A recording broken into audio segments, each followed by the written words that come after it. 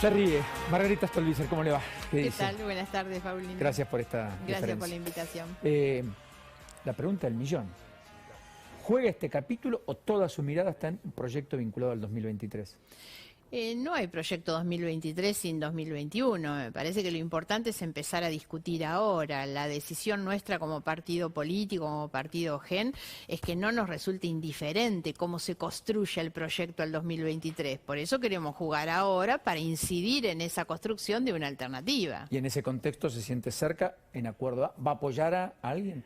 ¿Ya está definido? Yo siento que la novedad, digamos, de estos últimos días ha sido la decisión de Facundo Manes de aceptar la propuesta que le hace el radicalismo para jugar liderando la lista en la provincia de Buenos Aires. No es un dato menor porque algo que otros critican y que yo al contrario considero como un gran valor es que esto es el inicio de un capítulo con una proyección al 2023, no desde lo personal o la decisión personal, sino una construcción colectiva. Facundo Manes representa una construcción de muchas personas, y me refiero a ciudadanas y ciudadanos de a pie, que lo que quieren es una Argentina distinta, salir un poco de la grieta, de la pelea permanente, digamos, y tratar de discutir en términos positivos cuál es el país al que uno quiere ir. Lo dice por Carrió. Carrió dijo, no, nunca voy a estar con Facundo Manes porque quiere llegar a la Rosada en un día.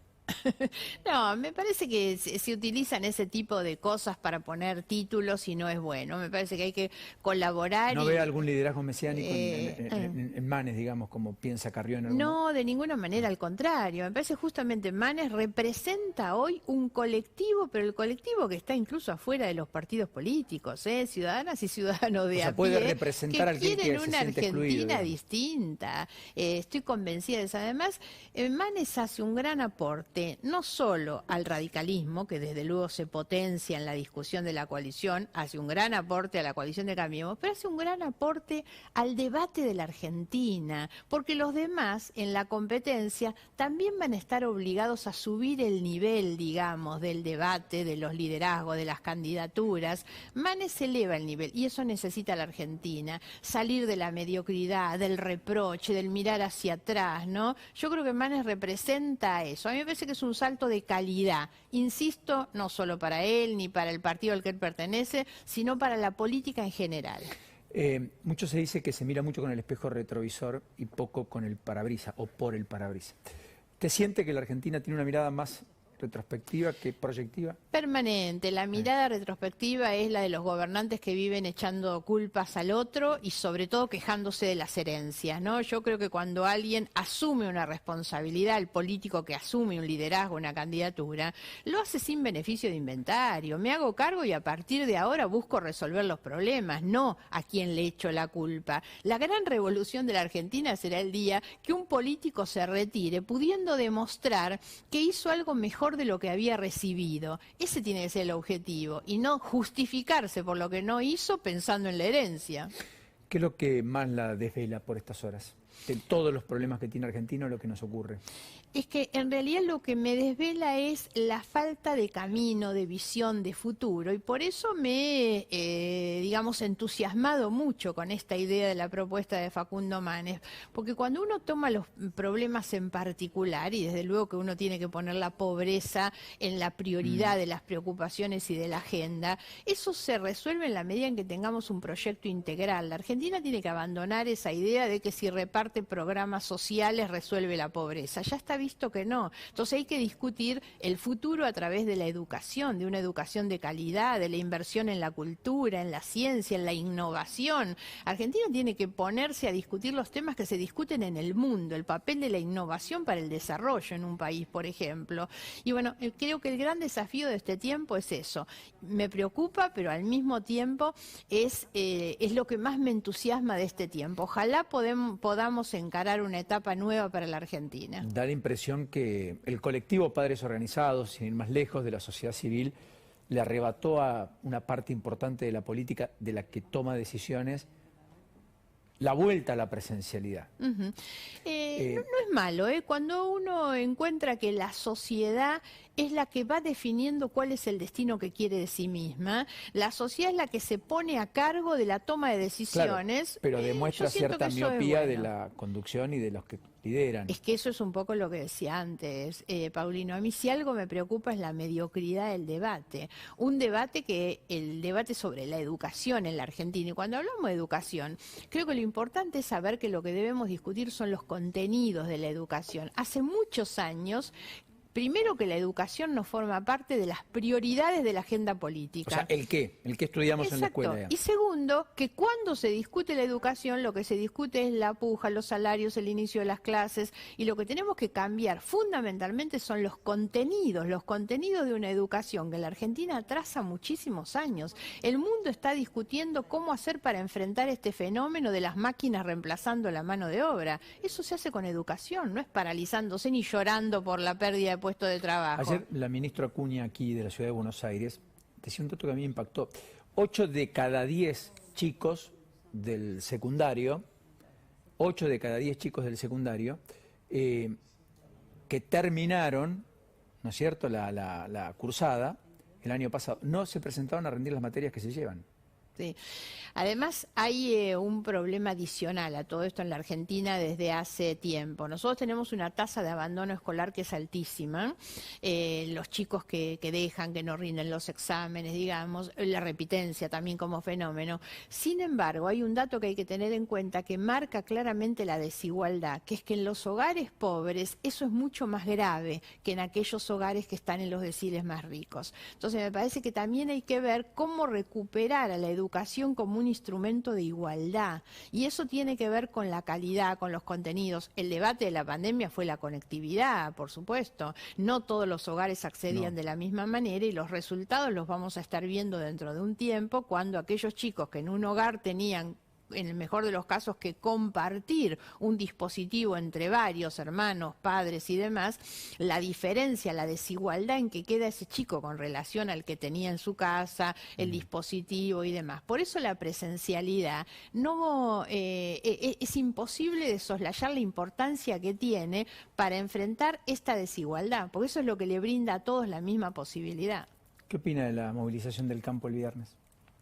Me parece que es interesante porque no solo porque es necesario reaccionar. Este tipo de movilizaciones siempre lo que buscan es amarrear y hacer reaccionar un poco a las autoridades, a los que toman decisiones, sino que creo que además este reclamo no va solamente inspirado en una reivindicación, en un reclamo de tipo sectorial. Me parece que empiezan a plantearse algunas otras cosas de un campo que empieza a darse cuenta también del rol que tiene en la generación de empleo, en la generación de un modelo de desarrollo. 1 de cada 4 pesos que produce la economía argentina los genera el campo, claro, directa o indirectamente. Entonces me parece que hay que tener en cuenta estas cuestiones. La discusión es mucho más allá que lo que le está pasando al campo. Es cuánto incide eso en el modelo de la Argentina. Sobre el capítulo Pfizer y el decreto del presidente del viernes, ya validado por el Senado hoy en comisión. Claro, el problema de todo esto es lo tarde que estamos llegando. La gestión del gobierno ha sido muy mala en términos de las vacunas. Bueno, la semana pasada el oficialismo rechazando en la Cámara de Diputados la posibilidad de la Pfizer para los niños, niñas con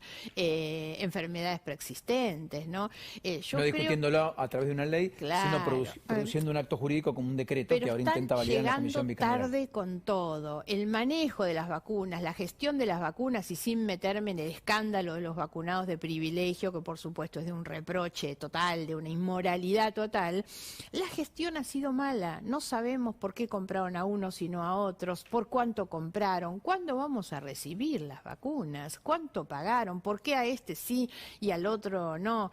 El gobierno no termina de dar explicaciones y no termina de cerrar estas cuestiones, ¿no? Cuando todos sabemos, ustedes lo comentaban recién, la cantidad de gente que ha quedado en el camino. ¿Cómo le explican, cómo le rinden cuentas a las familias que han perdido una persona, un ser querido, porque no se coló en la fila de las vacunas, ¿no? Hoy hay un acampe por la libertad de Milagro Sala, es una de las imágenes que están produciéndose a esta hora en la Plaza de Mayo. Se van a quedar allí hasta el viernes. Fue el propio Zaffaroni el que dijo que era una buena presa política, definió algunas otras cosas. La propia Milagro Sala dijo que era un tibio el presidente de la Nación, dijo otras palabras, pero más o menos eso.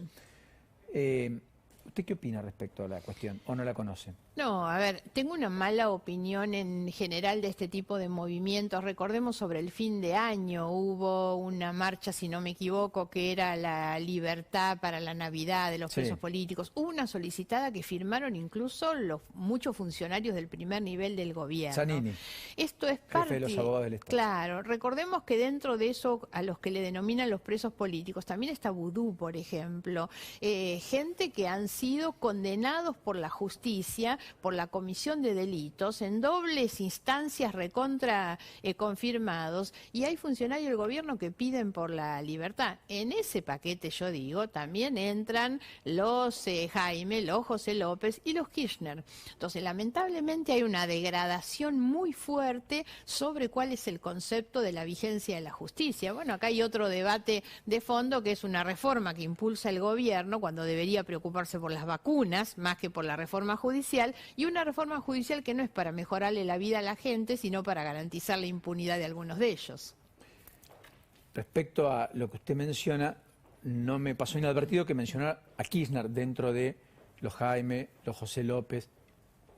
Usted es la que tiene plena convicción que en Otesur y Los Sauces hay hecho y prueba, y por lo tanto, en perspectiva, una eventual condena para Cristina Fernández de Kirchner, pese a la presencia omnipresente, permítame el juego de palabras, que tiene la política argentina. Sí, por supuesto, porque es exactamente así. Yo tengo la convicción y el conocimiento de lo que son las causas, los hechos se cometieron, las pruebas están, por lo tanto esos delitos en algún momento van a merecer una condena. El gran problema tiene que ver con el funcionamiento de la Administración de Justicia en este país, en el que el promedio de duración de las causas donde se investiga la corrupción es de más de 15 años. Una Administración de Justicia donde siempre dejo a salvo los muchos magistrados, jueces y fiscales que trabajan leal y honestamente y de acuerdo al derecho, pero muchos otros que bailan al compás del poder de turno también. Eso hace que tengamos una justicia que dilate las resoluciones en el tiempo. Entonces yo no tengo duda que esas causas están en condiciones de aplicar una condena. ¿Cuándo? Nadie puede saberlo. Al respecto, hay un sector de la política creciente que dice: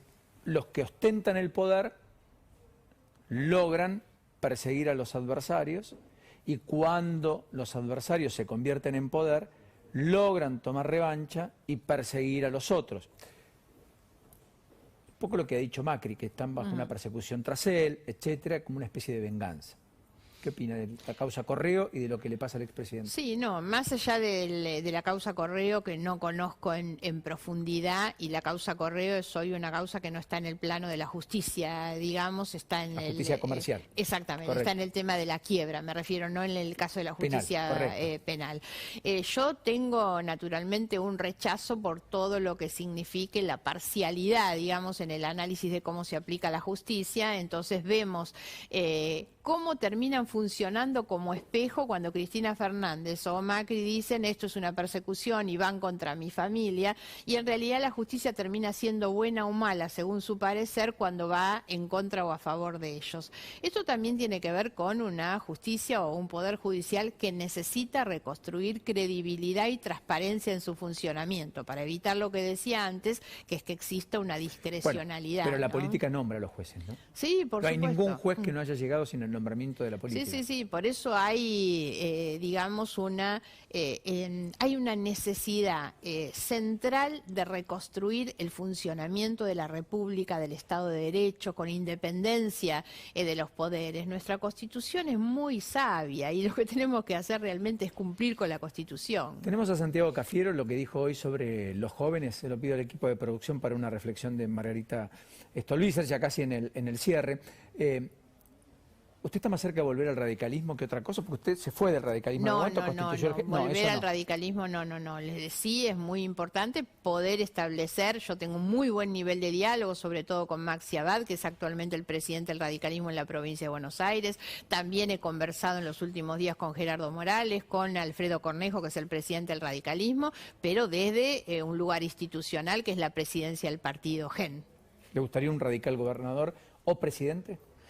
En realidad yo no voy, a mí me parece que tenemos que terminar con la democracia de los personalismos. Creo mucho más en los proyectos políticos, en los proyectos colectivos, en los equipos de trabajo, en un programa de gobierno. Aspiro a que tenga eso, la provincia como la nación también. ¿Y el peronismo tiene que estar ahí en esa coalición, en ese proyecto de gobierno, etcétera?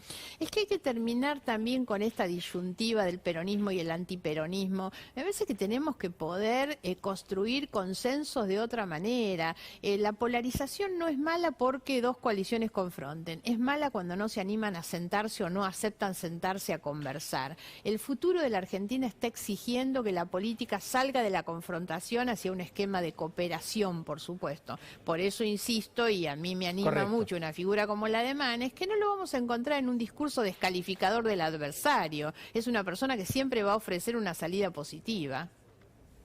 Santiago Cafiero dijo esto hoy. El destino para nuestras juventudes tiene que ser poder desarrollarse, Isa.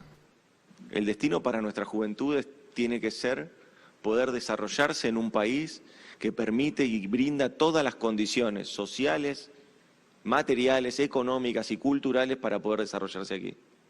Y hay ejemplos enormes de esto. Lo que pasa es que, claro, no venden mucho, pero hay ejemplos enormes de eso. Lo que dice es fantástico, no escuché, no sé cuáles son los ejemplos que dio después. Lo que dice es perfecto, el tema es que hoy creo que uno de los más grandes dramas que la Argentina tiene son los chicos de la edad de juventud que dejan de creer que la patria, que el territorio, el suelo, la nación, les depara un futuro como el que ellos quieren. Entonces hoy muchos están buscando, pensando en irse del país. Esa pérdida de identidad creo que es terrible y Cafiero debería saber que eso hoy es la discusión que tenemos entre los jóvenes. ¿El nieto se fue? No, la nieta está acá, todavía no elige, es muy chiquitita. ¿El basquetbolista la sigue rompiendo, dejando chiquitita? Bueno, ahora está con la camiseta de Argentina, listo para ir a Tokio a los Juegos Olímpicos, sí, sí. Hay una especie de, hay una preocupación, no es para preocuparlo a usted, ¿está vacunado como...? Los acaban de vacunar a toda la selección, a los jugadores, los vacunaron en Estados Unidos, pues ellos están haciendo en Estados Unidos la preparatoria. Muy bien. Digo esto porque en Japón hay una discusión porque antes de los Juegos Olímpicos se están quedando sin vacuna. Curioso, ¿eh? Pero, claro. Y hay un rebrote de casos y temen por ello. Recuerden que va a haber un aforo permitido, es importante, etcétera. Nuestros jugadores van a llegar todos con la camiseta puesta y la vacuna también. Hablando de vacunas, tengo que ir a algunas cosas. Gracias, Margarita. Gracias por la invitación. Enorme placer. Gracias.